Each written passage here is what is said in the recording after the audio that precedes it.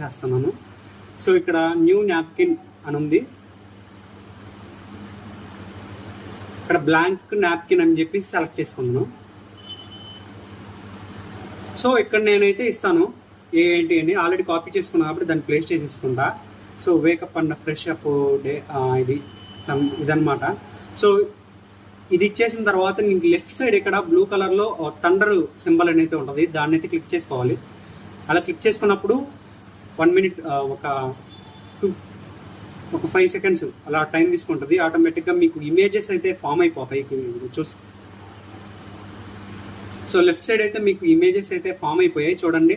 మీకు ఎటువంటి స్టైల్ కావాలి అటువంటి స్టైల్ అయితే ఇక్కడ ఇమేజెస్ అయితే ఉన్నాయి, చాలా డిఫరెంట్ స్టైల్ అయితే ఉన్నాయి.